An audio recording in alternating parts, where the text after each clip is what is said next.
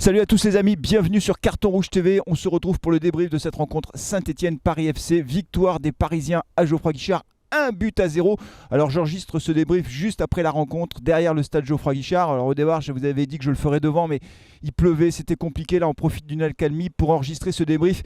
C'est difficile de faire ce débrief parce que c'est une forte désillusion. C'est une contre-performance à domicile de l'AS Saint-Étienne. Alors on va refaire le débrief de cette rencontre. J'avais dit pendant l'avant-match et on en avait discuté aussi en direct devant le stade avec plusieurs supporters stéphanois que c'était le match piège par excellence. D'abord parce que Paris forcément arriverait à Saint-Étienne, allait arriver à Saint-Étienne avec une volonté de faire un résultat parce qu'ils luttent pour leur survie en Ligue 2, ça c'est la première chose. Et puis nous on était sur une très bonne série et j'avais peur de l'excès de confiance et force est de constater que les Verts n'ont pas su trouver la solution, la clé de ce match qui pourtant avait plutôt pas trop mal démarré puisque les Stéphanois mettaient un peu la pression sur cette équipe de Paris et on les sentait très fébriles les Parisiens.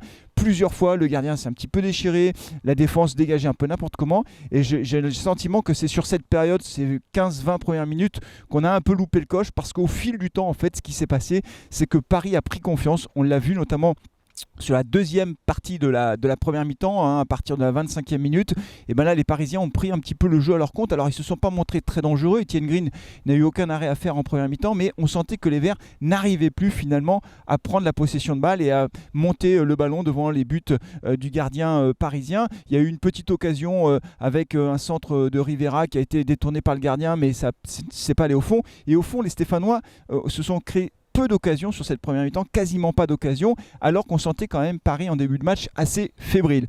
À la mi-temps, pas de changement, les Stéphanois reviennent sur le terrain avec la même équipe et on repart sur le même faux rythme. En fait, ce qui m'a beaucoup frappé dans cette rencontre, je ne sais pas si ça vous a donné le même sentiment, c'est qu'on a joué sur un faux rythme. On n'a jamais réussi à élever le niveau de jeu, à mettre plus d'intensité.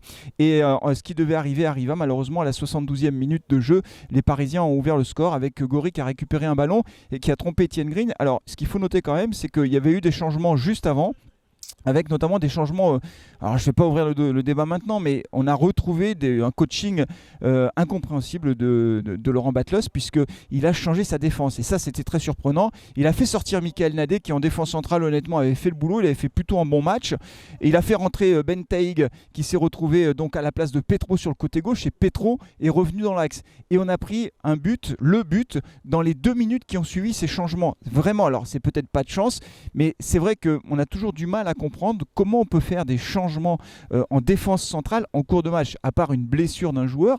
Mais j'ai pas le sentiment que Michael Nadé était blessé. Moi j'ai pas le sentiment qu'il soit sorti en boitant par exemple. Il est sorti en courant et il avait fait plutôt un bon match. Donc faire ce coaching à la 70e minute, c'est vraiment très étrange. Il a fait également sortir Fomba pour faire rentrer Charbonnier. Donc on s'est retrouvé avec Sissoko et Charbot, 2 attaquants mais toujours les ailiers, puisque Diarra est rentré à la place de Rivera, Cafaro sur le côté. Donc c'est vrai que j'ai pas trop compris finalement les changements de Laurent Batlos. Si certains d'entre vous ont compris les choix tactiques de l'entraîneur stéphanois, dites-le en commentaire, parce que franchement pour moi ça reste un peu une énigme. Toujours est-il qu'on a pris ce but juste après les changements et en défense centrale ça a flotté. Alors à noter quand même que si on prend ce but, c'est aussi parce que Diarra a vraiment gâché un ballon. Enfin il a perdu le ballon bêtement, c'était son premier ballon, il a hésité, il a tergiversé, on a perdu le ballon et puis derrière ça a fait ce but qui a permis aux Parisiens de l'emporter. Voilà, donc c'est une défaite qui est vraiment une grosse contre-performance pour les Stéphanois, qui restaient sur 10 matchs sans défaite. C'est la fin d'une série pour les Verts qui malheureusement nous fait redescendre un petit peu sur terre.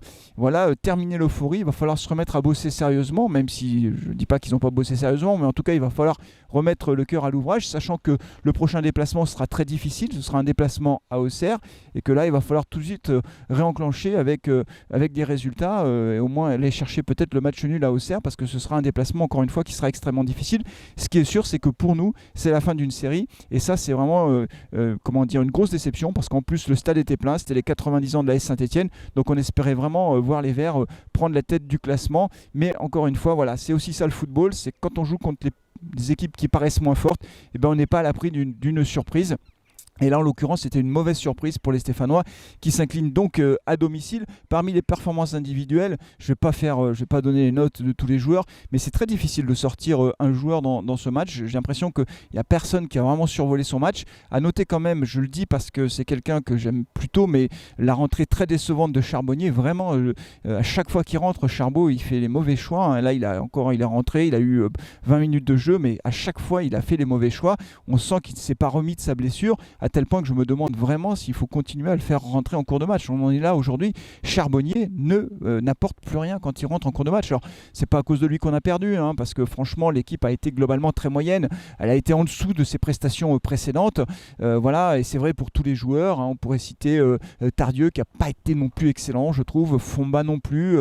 Bouchoirie qui, comment dire, a du mal dans la finition. Il va falloir qu'il travaille ça, Benjamin Bouchoirie. Il va falloir qu'il marque des buts parce qu'il est très bon dans la récupération de balles. Il se projette vers l'avant, il crée des décalages, franchement il y va Benjamin Bouchoirie, mais on sent que son point faible ce sont les frappes, il n'attrape pas le cadre en toute fin de match, encore une fois il a eu une occasion d'attraper le cadre, il tire à côté, donc là Benjamin Bouchoirie il va falloir le faire bosser devant le but pour qu'il soit plus décisif et qu'il arrive à attraper le cadre quand il se crée des occasions, parce qu'il s'est mis plusieurs fois en situation de tir et à chaque fois il a tiré à côté, donc ça ne va pas. C'est vrai aussi pour Maxence Rivera, il a eu une occasion en première mi-temps, il a frappé mais sa frappe n'était pas assez appuyée, donc il y a encore du boulot pour cette équipe, hein, mais on savait bien, et je l'avais dit dans l'avant-match, on ne va pas gagner tous les matchs jusqu'à la fin de saison, on ne va pas rester avec que des clean sheets.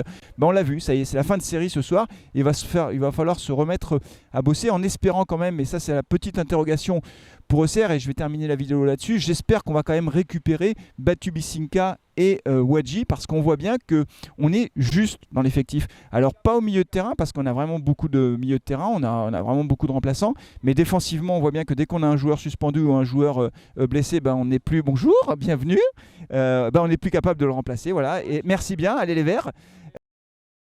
Bonne soirée.